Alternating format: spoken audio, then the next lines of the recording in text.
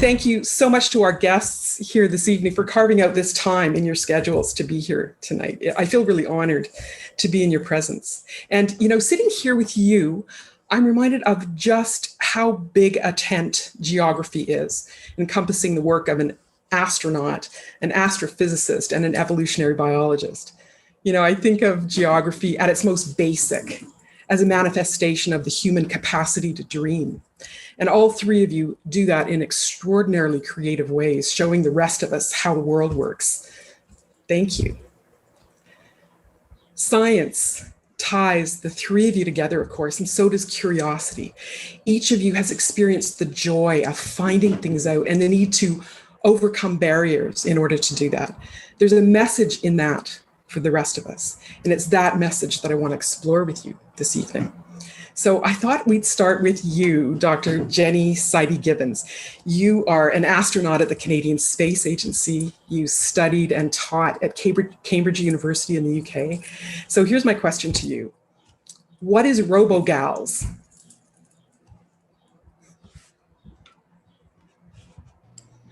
Well, thank you, first of all, for having me as a part of this panel with these wonderful participants. I'm very excited just to be here and to see what everyone has to say. It's a joy to be able to work with Canadians and just be a part of this event. So first of all, thank you.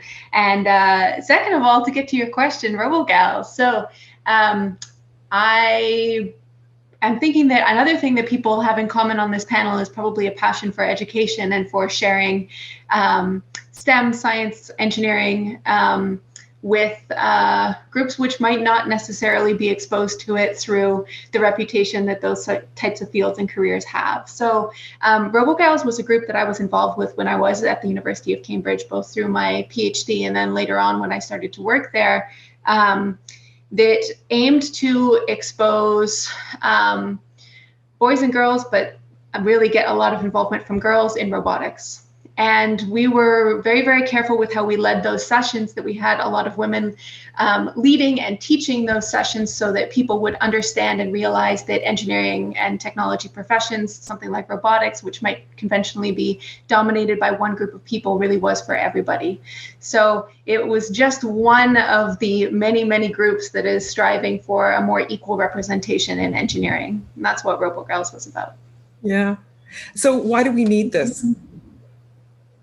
I think we need this because, it's no secret that we benefit most from solving problems with a diverse group of people. So if you only have one viewpoint in the room when you're trying to solve a problem, you're probably only going to try and solve the problem in one way. When you only have a hammer, every problem is a nail, right? So it's not necessarily the best way going forward. It's certainly not the most creative way to approach a problem the same way every time. That's explaining it at its most simplistic, that we just need different minds and different voices addressing the problems that we're faced with today, because these problems are complex and they affect everybody. So why shouldn't we have everybody in the room trying to solve the problem?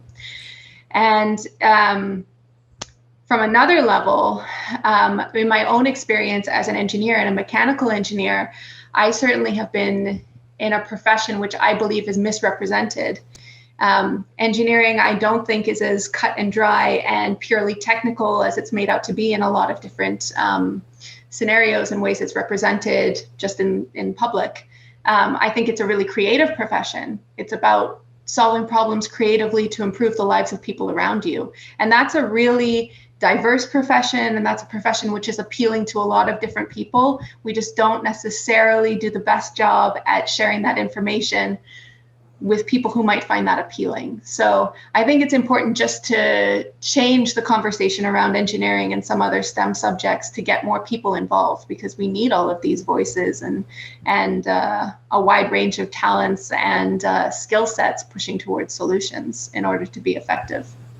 Are you talking about women, getting more women involved? Is that sort of the goal here, or is it bigger?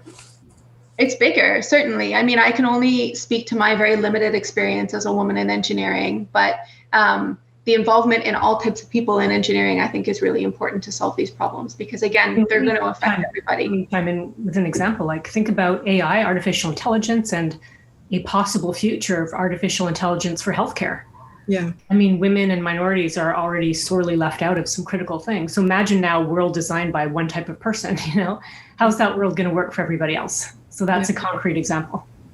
Exactly. Sarah, I'm glad you brought that up. That's a great example. I mean, we're only solving the problem from one angle, and it's just not suitable. So involving women, but all people in these problem solving careers, I think is really important. Yeah. Dr. Maydianne Andrade, you have something to say about this too. I think you're not just a scientist, you're also an activist. And right. Why? I didn't start as an activist, and I didn't start as recognizing how much being Black affected my work and would affect where I saw my career trajectory taking me. Because of course, the flip side of the business case for diversity, that we need all the voices at the table because there's creativity and talent that we otherwise are missing out on. That's one side. The other side is just justice. I sent my daughter off to university this year, and I thought it was about a month before I had to have the conversation with her about whether she wanted to discuss the possibility of racism with the people who are responsible for some decisions in her life, or whether she just wanted to decide how to deal with it and pick the battle she would choose, right? 1 month, and that's in Canada. Yeah. So the reality of that, the reality of the fact that I know the data, which shows that people who are exposed to certain kinds of stereotypes, that affects how they're taught. It affects what counselors suggest to them to do as they move through the system. It affects where they end up feeling comfortable. It affects whether they stay in the profession once they get there. We need to fix that, both for the selfish reasons and also just because it is a case of justice. We want other people, everyone, to have a chance to move into the types of things that they have interest, capacity, and talent for. And I'll just say, right now the focus is on the intersections of race with things like gender, but I'm also talking about people who are neuroatypical, who have talents that we also sorely need, but have a hard time making it through the system the way we've constructed it. So, I mean, to Dr. Seeger's point, I think we do have a system that was made by kind of one type of person, and that's not just with respect to race and gender, but also with respect to how you think about work, how you think about your outputs, how you think about what's important, and that is to our deficit.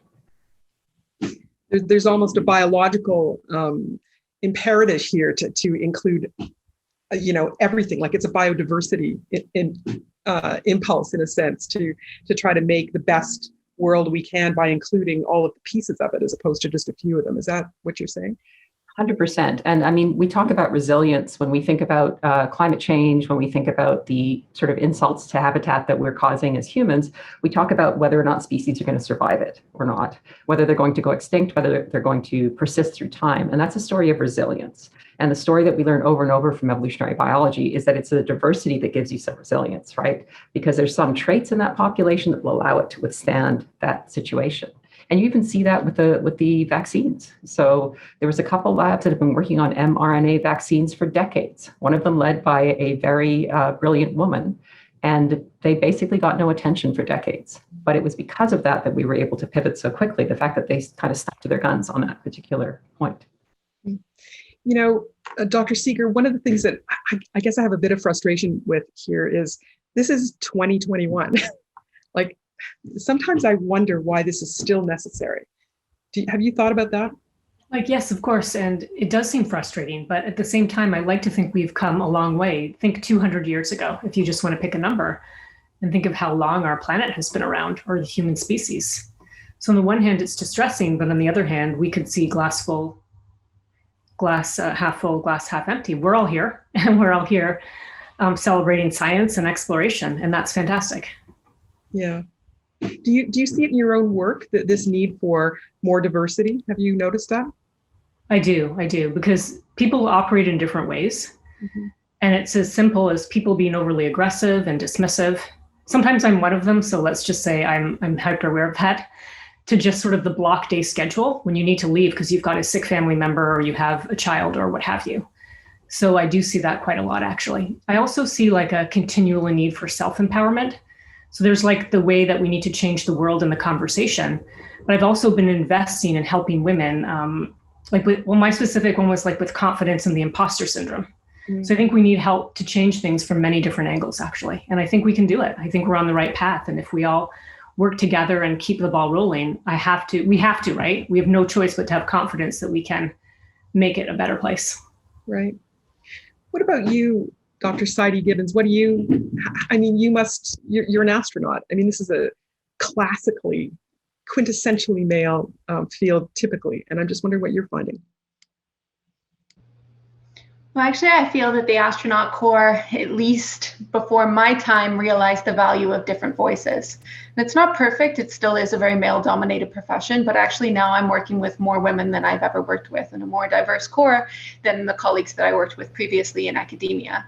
So I don't know if that says something about NASA, the Canadian Space Agency, the astronaut corps, or academia, which conventionally is very white and male dominated, but I do think that I really benefit here from working with women and a diverse group of people, because again, at the end of the day, we are problem solvers and exploration is fundamental to everybody. Right.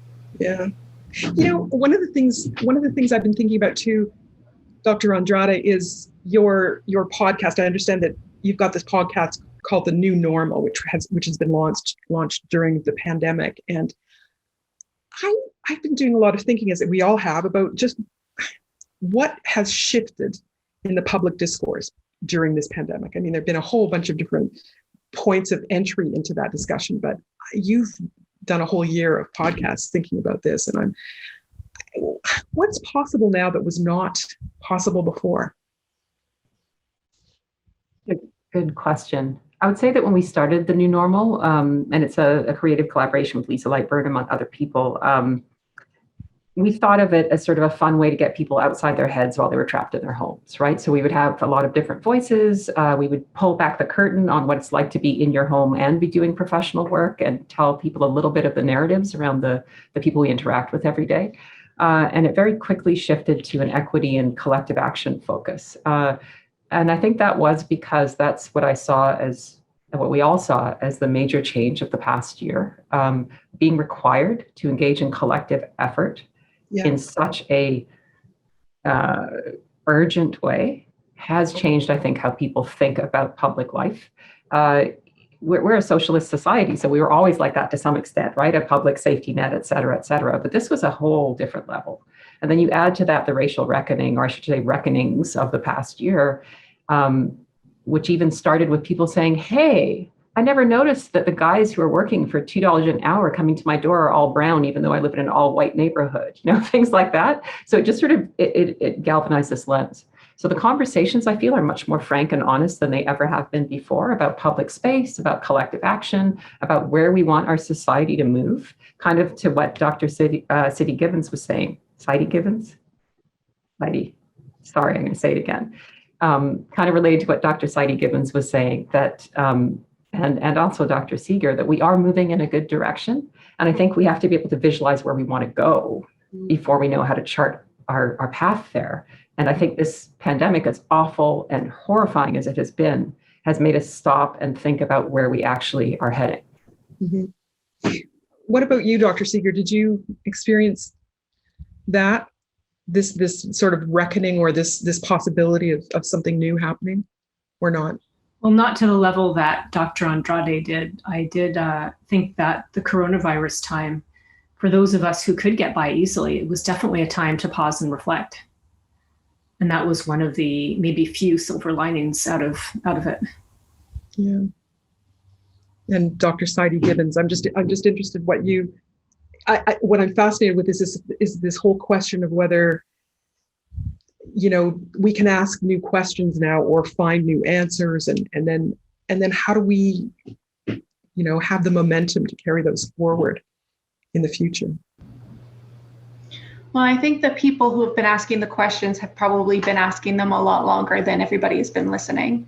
And I think something that Dr. Segger said, which is probably rings true, is that for the people who were fortunate enough to, during this pandemic, have a moment to reflect, that was probably very, very valuable. And that's something that I think, again, I'm very grateful for, but also probably needs to be continued for much, much longer, then everyone is at home working and having this time to reflect, because as Dr. Andrade said, it is this time of racial reckoning where we're having to address and face a lot of issues which have been there, again, the entire time, but now hopefully people have an ear to listen and act more responsibly. Mm-hmm. I guess I'm wondering what it's going to take to continue the momentum forward. Do you have any ideas on that, Dr. Andrade? I keep trying. I was about to start out by saying something about I hope, and I've been working really hard not to say hope all the time, because it really is about us actively deciding that we're going to keep a lens on this. It actually requires policy change, and it requires that people are willing to vote the way they think on these kinds of issues. And so we'll see if that happens. I've seen a lot of promises out of governments, out of professional societies, et cetera, but and I'd have to say that, on the positive side, we've started this Canadian Black Scientists Network because there are so few Black people in science in any one place that we felt we needed a national network to move forward our goals of increasing the flow of Black youth into STEM. And people are genuinely very interested in supporting that effort. And in the past, I kind of had people say, "Why are you talking about being Black?" So it's really different from how it was. And I have to say, the reason I'm talking about it is not because I started out as an activist, but because I've seen the data, and young people who are Black are treated differently in school. And it has implications for who you see in front of the classroom and solving the problems that we need to have solved.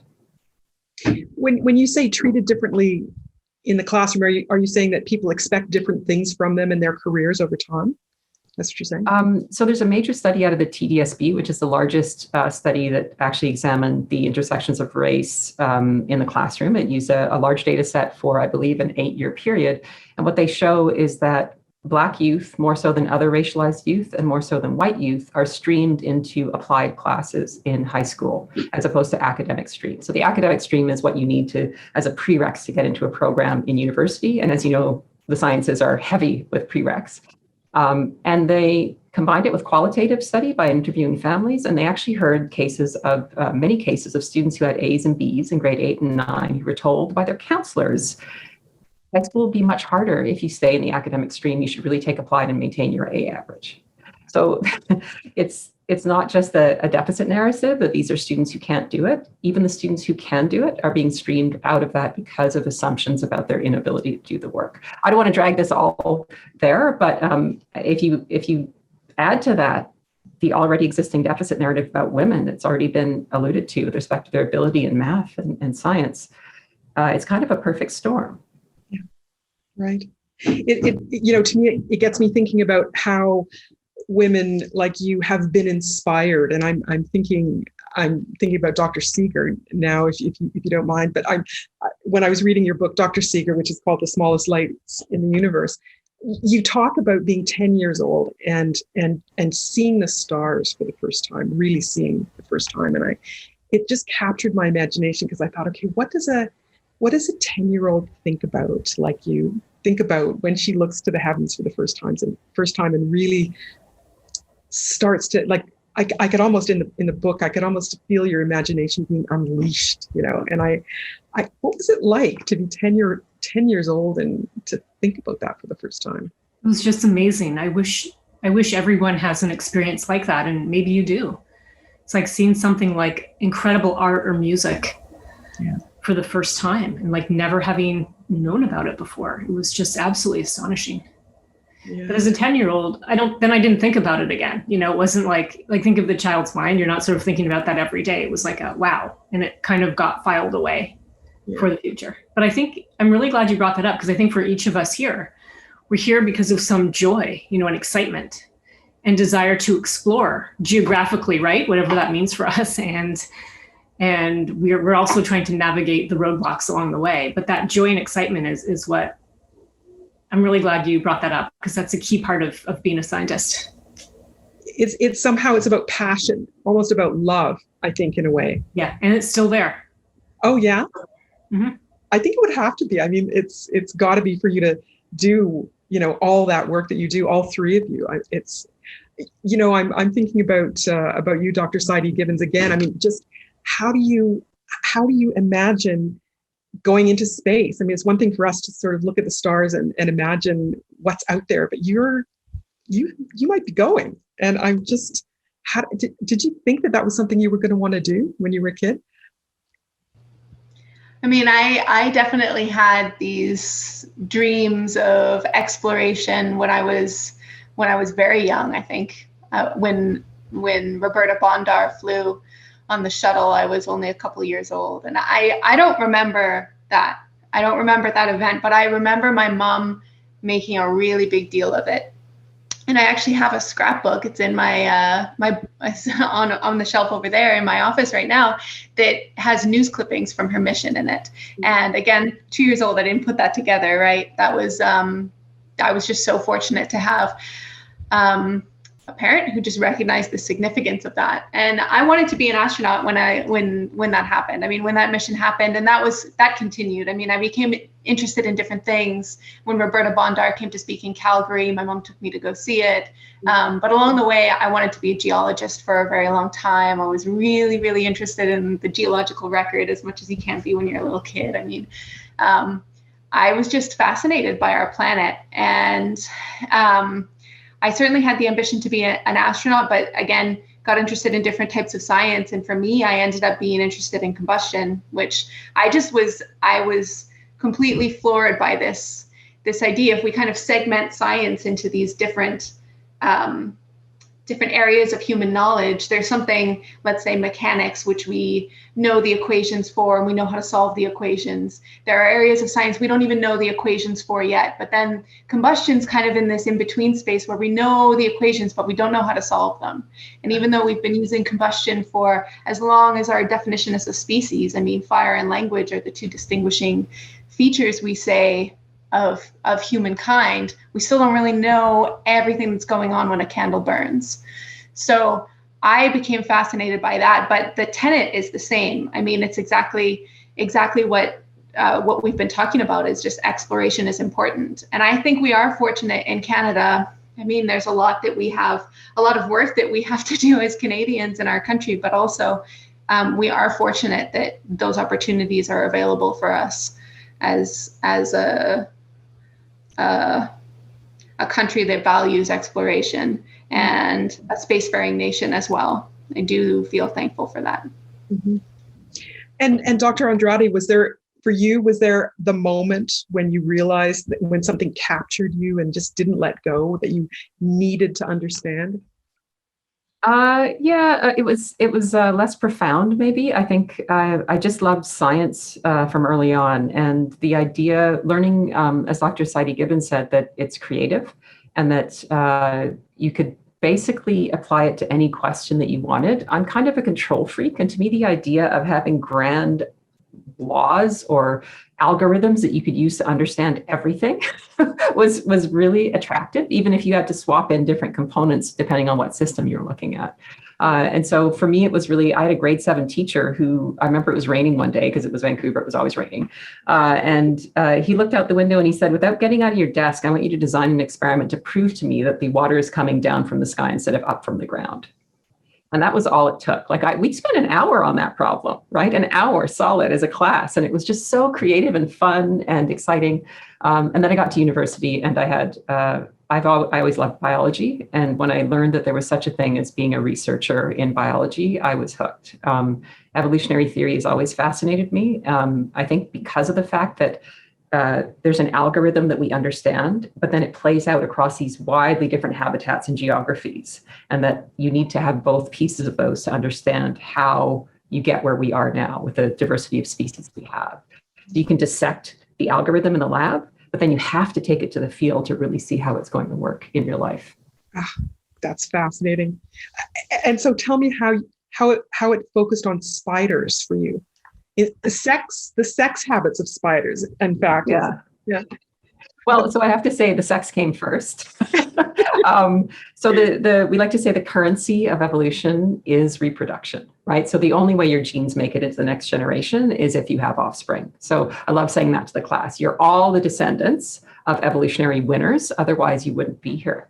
So understanding how genes flow through generations requires understanding reproductive success, which requires understanding mating behavior and sex. And so one of the things that we've been really interested in, and then you discover there's a species in which males sacrifice themselves to females during mating, and then you obviously have to study that. So that was sort of the linchpin. Yeah. There's some intrinsic fascination with that, isn't there? There kind of is. And then you add to the fact that that's a black widow, then it becomes sort of hard to resist. So I've always been interested in understanding the extremes to push our understanding of the algorithms or the theory as far as possible. So if we really understand this, even the things that seem very bizarre and counterintuitive to us should be consistent with what we know about the theory. And then you can play that out over larger landscapes to ask whether that helps to drive some of the other things we see in nature, like whether a population is resilient or not, like whether a population is able to adapt to climate change, things like that. Mm-hmm. It fascinates me, when I think about evolution, I think often we're taught that evolution ended with us, that it's done, and it fascinates me, this the whole concept that it continues. It's the driving force of life, maybe even in the universe, certainly on our planet. And there's some piece of the discourse there that almost needs to be sculpted to explain that to people in a way. I mean, what else is climate change except forced evolution, right? Yeah, and I think that is something that's really hard to drive home with students. I mean, maybe that's true for all of us as scientists. Like, it's not just the textbook. The textbook captured a snapshot in time, and even our understanding of theory and algorithms are going to shift over time. So that's why it's so creative and fun and exciting to be a scientist, and that's why I always say to students, that's why it's fun to be in a classroom of being taught by people who are actively engaged in the science, because we can tell you the things that aren't in the textbook and help you think about how you might contribute to that next generation of knowledge. Mm-hmm. Mm-hmm. Dr. Seger, I wonder if you could explain to us what TESS is and how you're involved. Sure. Well, I have to back up a bit and remind everyone that every star in the sky is a sun. And those stars in my background, they're all suns. And as far as we can tell, nearly every sun out there, every star has a planetary system. Just like our sun has planets, they all do as well. And TESS is one of a number of different planet hunting telescopes. And TESS stands for Transiting Exoplanet Survey Satellite. It's a satellite that orbits Earth. It's got a very unusual orbit that's incredibly elliptic, and it goes very far. It's a great orbit, and TESS scans the skies looking for planets, actually. It's a NASA mission. It's led by MIT. And until recently, I played a leadership role on the mission and helped to set it up, and just the way we find planets. It's incredible. We find something like 50 to 100 new potential worlds, new potential planets every month, actually. They're just littering the sky, waiting to be found. Wow. Last time you and I chatted, you were telling me that you're pretty convinced that there is life out there in the universe. Can you? Yes. Well, okay. So the funny thing is, the biologists get really angry when astronomers typically say this, because we don't have any evidence biologically speaking. There's no biology in this statement. It's simply that the number of stars is incredible. In our night sky, we can see, if you go to a dark place, maybe 1,000 stars, but our Milky Way galaxy, a collection of bound stars, has hundreds of billions of stars, and our universe has hundreds of billions of galaxies. We know the ingredients for life are everywhere we look. We see ingredients for life. There's planets, so many planets out there. Some of them will have water, liquid water.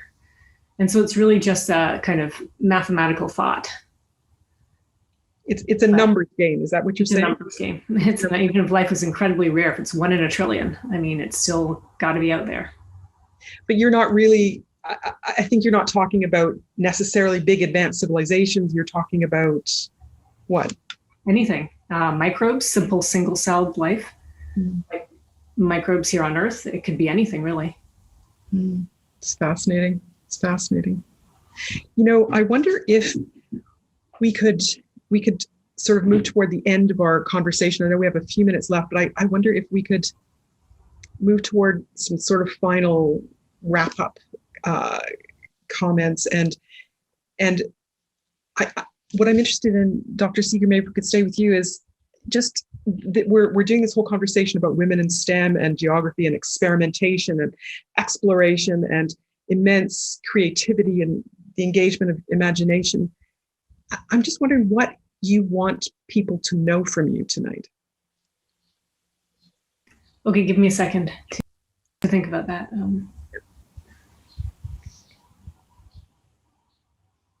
All right, science is about the unknown. Yeah. We're trying to break new ground, and in that way, it is a journey of exploration. Mm-hmm. And can anybody participate? Is that part of what we should know? Mm-hmm. Science is for everyone. And there are many different levels and many different ways to participate. Mm-hmm. I just want to add something that they may, it's a bit more detailed, but if you want, you can help find planets. The test data is made public on a crowdsourcing website. And you can find that website if you search for planethunters.org, and it lets you, look for planets and real data taken from a real satellite. Wow, it's amazing. It's absolutely amazing. What about you, Dr. Sidey-Gibbons? What do you most want people to know tonight? I think I'm echoing a lot of what was said already today. But we're in agreement. I mean, exploration is just for everybody. And I was actually speaking to students this morning, and one of the opportunities that I brought up was to get involved in space exploration. And that seems like such a mighty request for someone to do, like get involved in space exploration. You don't have to be an astronaut. You certainly can strive to be one if you want to be, but there are so many ways to get involved. Publicly available data sets that you can start to work with. There are very accessible experiments that you can put on satellites at multiple universities across Canada these days. There are internships, there are research opportunities, there are a lot of ways to get involved with space exploration, and that is only one type of exploration that we are fortunate enough to have access to in Canada.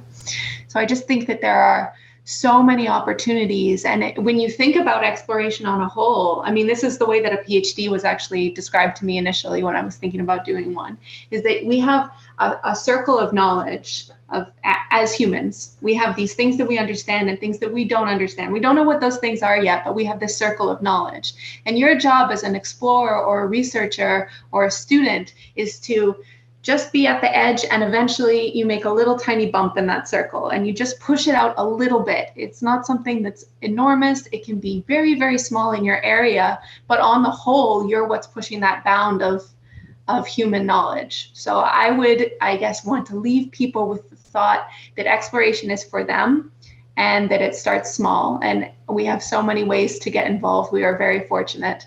That I would encourage everyone to find that creative problem that they want to look at in detail and learn how to do it. It's just very exciting.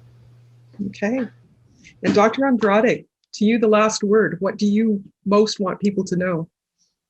So I agree. I mean, the exploration piece is what's so exciting about science, and you can do the same in terms of biology. I'll name drop iNaturalist, which is a website at which you can go while you're tramping in the bush and take a picture of some cool invertebrate or vertebrate or plant that you see, post it, and at some point it becomes research grade, depending on the quality of the photo, where you took it, et cetera. So that sounds like just sort of stamp collecting, but the truth is more and more we're using those data to map distributions. And if you look at the vast majority of species we have in Canada, we know very little about most of them. We really do know very little about most of them. Distributions, if we're lucky.